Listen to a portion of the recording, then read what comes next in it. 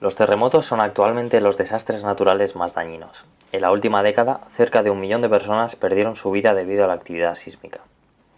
Este fenómeno deriva de la interacción entre placas tectónicas. El contacto entre placas provoca que la energía se acumule, aumentando así la tensión. Cuando esta tensión supera la fuerza de fricción, la energía se expande, produciendo como resultado un movimiento brusco de las placas, lo que en la superficie se percibe como un temblor. Algunas regiones están en riesgo constante. La mayor parte de la actividad sísmica del planeta está localizada en el denominado Cinturón de Fuego del Pacífico. Esta zona concentra el 80% de los terremotos mundiales. Existen varias escalas para medir los terremotos. La escala Richter, el indicador más famoso, cuantifica la energía que libera el terremoto en escala logarítmica, y es solo aplicable hasta sismos de magnitud 6,9. A partir de este valor se emplea la escala de magnitud de momento, que a diferencia de la primera no compara un sismo con otro, sino que evalúa el evento de forma aislada. Superficialmente, la escala sismológica de Mercalli mide los efectos y daños causados a las estructuras. Hay 12 niveles distintos, desde el nivel 1, que indica que el terremoto es imperceptible, hasta el valor 12, que indica destrucción total con pocos supervivientes. A continuación, analizaremos algunos ejemplos de la capacidad de destrucción que posee este fenómeno sobre las estructuras, que en el caso extremo podría provocar el colapso. El terremoto de Loma Prieta ocurrió en el área de la bahía de San Francisco el 17 de octubre de 1989, causado por un deslizamiento en la falla de San Andrés y rompiendo un segmento de 40 kilómetros de la falla. Su epicentro se ubicó a 100 kilómetros de la ciudad de San Francisco. Se originó a 18 kilómetros bajo la superficie terrestre, alcanzando 7,1 en la escala de Richter, y una duración de 15 segundos. En el terremoto murieron 63 personas y dejó a 12.000 personas sin hogar. La estructura a estudiar es el puente que conecta las ciudades de San Francisco y la bahía de Oakland, pasando por la isla de Hierbabuena a través de un túnel, siendo el puente más transitado de la ciudad y el tercero del mundo con un tránsito de más de 250.000 vehículos diarios. El puente tiene una longitud de 7.000 metros. La parte oeste hasta llegar a la isla consta de 2 tramos en configuración de puente colgante. La parte este, desde la isla hasta Oakland, está compuesta por un primer tramo tipo ménsula, 5 vanos de entramados de 154 metros de longitud, 14 vanos de 88 metros y la estructura final de conexión con la ciudad. Es un puente exclusivo para coches con tableros superior e inferior, uno para cada sentido del tráfico, aunque en sus primeros años de vida el nivel inferior era de uso ferroviario. Fue construido en 1936 acorde a la normativa vigente, convirtiéndose en el puente más largo del mundo. El temblor estiró el puente hasta partirlo. Colapsó parcialmente, en concreto el pilar E9 de la parte este, el que une los vanos de 154 metros con los de 88 metros. Durante el sismo se presentaron oscilaciones longitudinales entre los 2 tramos del puente que excedieron la longitud de asiento de las vigas, provocando el fallo de los roblones de la conexión, cayendo en ese lugar una sección de 15 metros y 250 toneladas del tablero superior sobre el inferior, dejando un desplazamiento permanente de 14 centímetros hacia el este. En el tramo oeste, el doble puente colgante era lo bastante flexible para sobrevivir al terremoto. Solo se reforzó sustituyendo los roblones por tornillos de alta resistencia, añadiendo arriostramiento bajo los tableros de ambos niveles y sustituyendo los miembros diagonales que unen ambos tableros en los laterales del puente. En total, se añadieron casi 8.000 toneladas de acero. Pero en el tramo este, la celosía original era demasiado rígida para soportar los terremotos, por lo que se reemplazó, y se construyó uno de los puentes más avanzados sísmicamente del mundo, con un vano asimétrico de puente colgante autoanclado por un cable de 1.500 metros al tablero, capaz de resistir incluso un terremoto de magnitud 8, en el que algunas partes se diseñaron para que se estiren e incluso se rompan. Consta de una sola torre dividida en 4 zonas unidas con vigas perpendiculares que absorberán la energía sísmica y una serie de vanos con sección de cajón de hormigón posttensado. La calzada puede estirarse hasta 1 metro gracias a unas vigas tubo especiales a modo de bisagra, que hace que el nuevo puente sea 9 veces más flexible que el original. Por último, en cuanto se abrió el nuevo puente al tráfico, se comenzó a desmantelar la estructura original.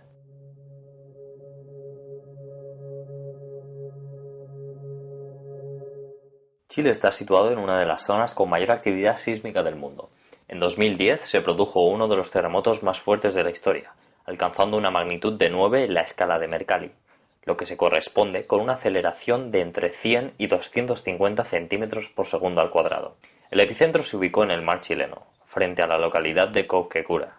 Este terremoto produjo un tsunami que afectó a 53 países, llegando incluso a Hawái y Nueva Zelanda. Además, cambió el eje de la Tierra, acortando el día en varios microsegundos. En él murieron más de 600 personas y se estiman un total de 2 millones de damnificados. Analizaremos el colapso del edificio Alto Río, situado en la ciudad de Concepción, a 150 kilómetros del epicentro del terremoto. Según ingenieros estructurales con experiencia en sismos, un edificio nunca cae por una sola causa, sino por la suma de varias. En el caso del edificio Alto Río, han sido investigadas diferentes causas del colapso: incumplimientos de la norma, errores de cálculo, problemas de fiscalización y falta de experiencia de las personas a cargo de la obra. Según la forma en la que se desplomó el edificio, uno de los principales problemas estuvo en los pilares del primer piso, donde se produjo una fractura a lo largo de todo el edificio. Este primer piso, llamado piso blando, presentaba menos muros estructurales de cemento en la base, lo que provoca más fallas por compresión en un sismo. En esos pilares, las armaduras de hierro que deben ir en su interior eran inferiores a las que dictamina el código ACI 318-95, la norma de hormigón armado que se utiliza en Chile y Estados Unidos. Dicha norma establece que la relación entre el área total de la armadura con respecto a la sección transversal de los pilares debe estar comprendida entre 0,01 y 0,06. Los pilares afectados tenían un 50% menos de armadura en sentido longitudinal de lo que deberían tener, lo que significa una relación de 0,005. A esto se le sumó otro factor: un error de cálculo estructural. Según se especifica en la norma NCH 433 de diseño sísmico de edificios, el suelo sobre el que se construyó el edificio fue calificado como tipo 2, firme, cuando en realidad era de tipo 3, blando o arenoso. Según el Instituto de Investigaciones y Ensayos de Materiales IDIEM, solo se consideraron parámetros asociados a la resistencia del terreno, ignorando por completo otros aspectos importantes para calcular la resistencia sísmica. Otra de las negligencias ocurridas en este caso es que se modificó la planta superior del edificio y se añadió un piso extra al mismo, sin la revisión de los planos por parte del ingeniero de cálculo estructural. Por otra parte, el edificio no disponía de estribos cerrados. Estos elementos se utilizan en la construcción de pilares para amarrar las diferentes barras longitudinales que los forman. De esta manera se consigue reducir la compresión de los pilares del edificio. Lógicamente, para evitar el desastre del edificio Alto Río, tendrían que haberse cumplido las diferentes normativas vigentes, eliminando por completo cualquier tipo de negligencia. Además, se debería haber contratado personal cualificado y experimentado para dicho proyecto.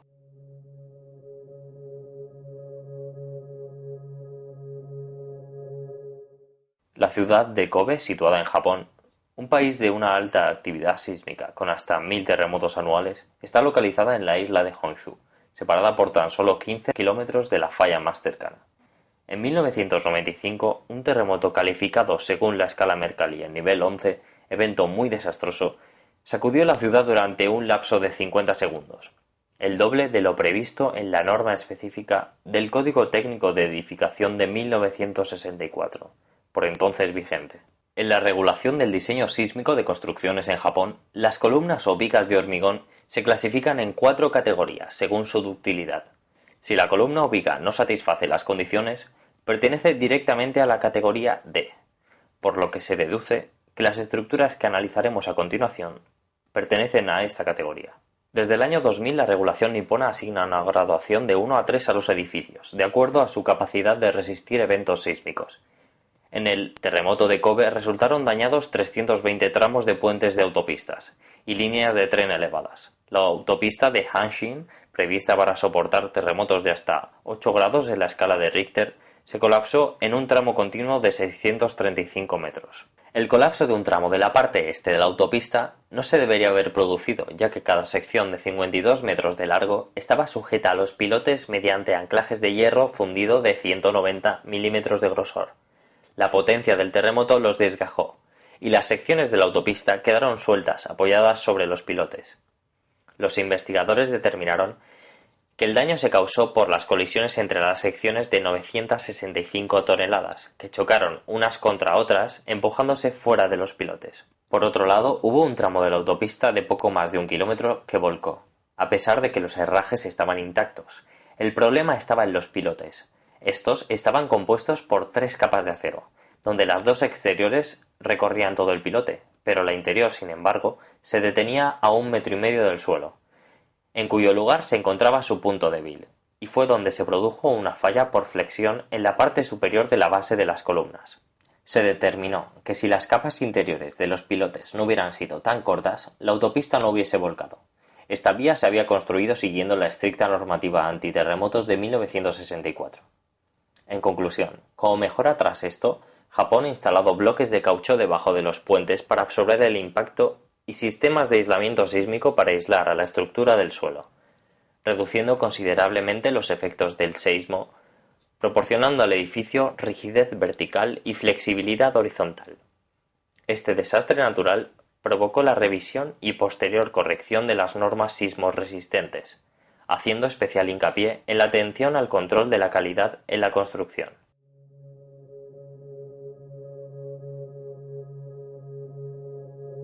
El terremoto de Lorca en Murcia se originó sobre la traza de la rama norte de la falla de Alhama a las 15:05 del 11 de mayo de 2011 con magnitud 4,5 en la escala sismológica de magnitud de momento. Fue seguido por una pequeña serie de réplicas inferiores a 2,5 y un evento mayor de magnitud 5,1 a las 16:47. El origen se dio a tan solo 1 kilómetro de la superficie terrestre, lo que incrementó la intensidad del temblor. En España, la norma actual vigente para edificaciones es la Normativa de Construcción Sismoterrestre. Esta simplifica los criterios de aplicabilidad a partir del mapa de peligrosidad sísmica y del tipo de construcciones. Aparece por primera vez en 1962, adjudicando a Lorca un nivel de peligrosidad 8 en la escala. Para su aplicación, distingue entre 3 grados de exigencia, según la importancia del edificio, clasificándola en moderada, normal y especial. El edificio a estudiar es la Iglesia de Santiago, una estructura muraria de mampostería de piedra, el edificio histórico que más daño sufrió. Al ser un edificio público catalogado como monumento histórico y de interés cultural, está clasificado por la normativa sismoterrestre como de importancia especial. El edificio se agrietó por completo, formando lo que se conoce como gritas en aspa o X en las fachadas paralelas al plano donde sucedió el terremoto, algo característico de estructuras murarias sometidas a esfuerzos cortantes. En el plano perpendicular, la estructura sufrió deriva y pérdida de enlace con los muros perpendiculares. La cúpula sufrió un colapso parcial al no poder deformarse como lo hacen las estructuras isostáticas con elementos capaces de articularse y generar grietas y rótulas. Las consecuencias se agravaron por la instalación años atrás de una losa de hormigón armado sobre la cubierta de madera, lo cual aumentó tanto su masa como su rigidez, produciendo un incremento de la aceleración sísmica y la oscilación, convirtiendo la cubierta en monolítica.